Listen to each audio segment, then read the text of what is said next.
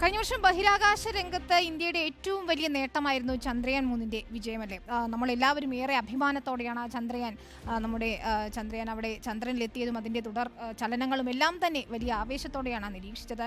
നമുക്ക് അതിനെ സംബന്ധിച്ച് ചിത്രരചനാ മത്സരമൊക്കെ ISRO നടത്തിയത്, അങ്ങനെ പലതരത്തിലുള്ള മത്സരങ്ങളൊക്കെ നടത്തിയിട്ടുണ്ട്. പക്ഷേ കലാരംഗത്തുള്ളവർ എങ്ങനെയായിരിക്കും ഈ ചന്ദ്രയാൻ്റെ വിജയം ആഘോഷിച്ചിട്ടുണ്ടാവുക? ഈ ചന്ദ്രയാൻ വിജയം മോഹിനിയാട്ട നൃത്തശില്പത്തിലൂടെ അവതരിപ്പിച്ചിരിക്കുകയാണ് ഒരു കലാകാരി നർത്തകി ഗായത്രി മധുസൂദനൻ. ചരിത്രത്തിലെ ആദ്യ ശാസ്ത്ര നോവൽ കെപ്ലറുടെ സോംനിയം എന്ന കൃതിയാണ് മോഹിനിയാട്ടം രൂപത്തിൽ അവതരിപ്പിച്ചത്. നിലാക്കിനാവ് എന്ന പേരിലായിരുന്നു നൃത്താവിഷ്കാരം. നിലാവിന്റെ നാട്ടിലേക്കൊരു സ്വപ്നയാത്ര.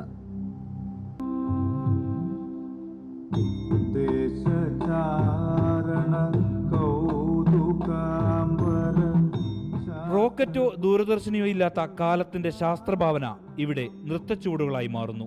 ലവാണിയ എന്ന മനോഹരമായ ചാന്ദ്രദേശത്തിലെത്തുന്ന അമ്മയും മകനും.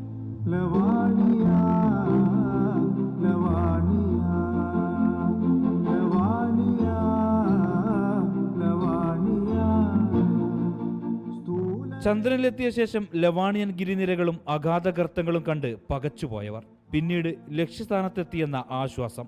4 നൂറ്റാണ്ടുകൾക്കിപ്പുറത്ത് ഭാരതം ദക്ഷിണ ധ്രുവത്തിൽ വിജയക്കൊടി നാട്ടുന്നതോടെ നിലാക്കനവിന് തിരശീല വീഴുന്നു.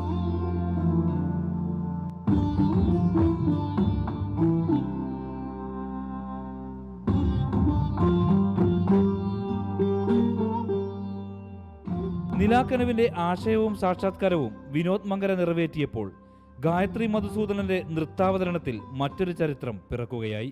റിപ്പോർട്ടർ, തിരുവനന്തപുരം. ഒരു കനവ് മാത്രമല്ല നിലാവും ചന്ദ്രനും എല്ലാം എന്ന് കാണിച്ചു തന്നായിരുന്നു ചന്ദ്രയാന്റെ വലിയ വിജയം. ദക്ഷിണ ധ്രുവത്തിൽ ആദ്യമായി ഇന്ത്യ കാലുകുത്തിയ ചന്ദ്രയാൻ പേടകം എത്തിയ നിമിഷം നമ്മൾ ആഘോഷിച്ചതാണ്. ഏതായാലും ഗായത്രി മധുസൂദനന്റെ ഈ നൃത്താവിഷ്കാരവും ഏറെ മനോഹരമായിരുന്നു എന്ന് പറയാതെ വയ്യ.